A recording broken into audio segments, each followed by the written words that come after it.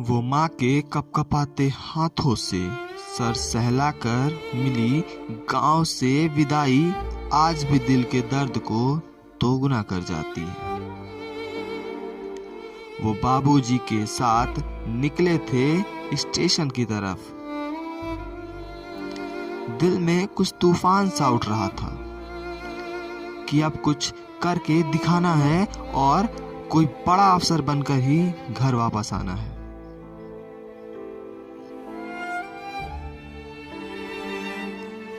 लेकिन वो बाबूजी का टूटा चप्पल देखकर कलेजा पसीज गया था हमारा। लेकिन उनका आशीर्वाद लिए और कदम बढ़ा चुके थे इलाहाबाद की कोचिंग की गलियों में।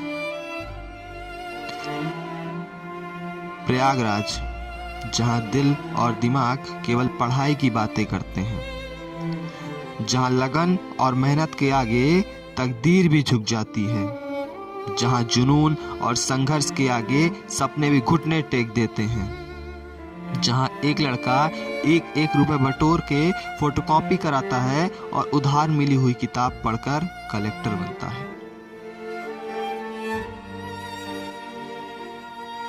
बीड़ी सिगरेट से ज्यादा आईएएस का नशा है यहाँ के बच्चे कपड़ा कम किताब ज्यादा बदलते हैं। यहाँ रात नहीं होती, यहाँ सपना देखा नहीं जाता, उसको जिया जाता है। रात में पार्टी नहीं एनसीईआरटी चलती है यहाँ।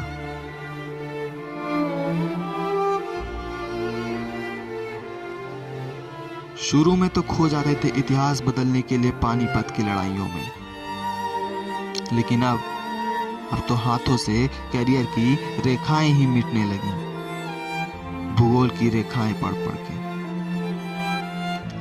हम मिडिल क्लास लड़कों का एक ही दर्द रहता था, पढ़ते कुछ और थे, साला महसूस कुछ और ही होता था।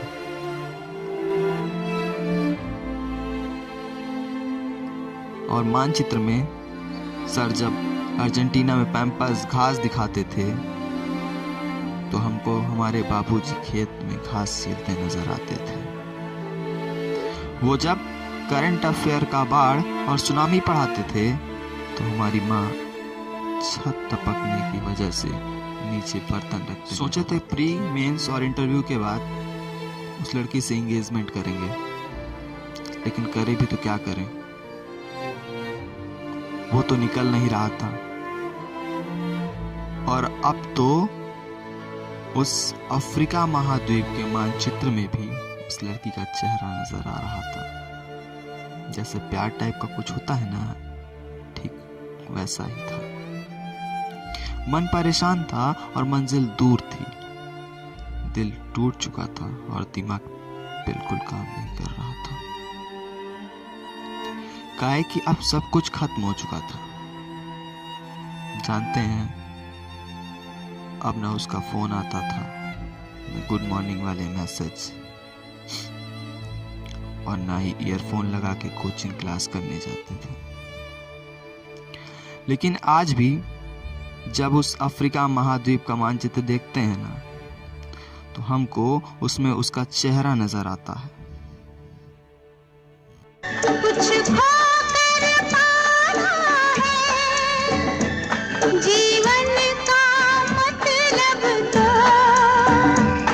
आना और जाना है, दो पल के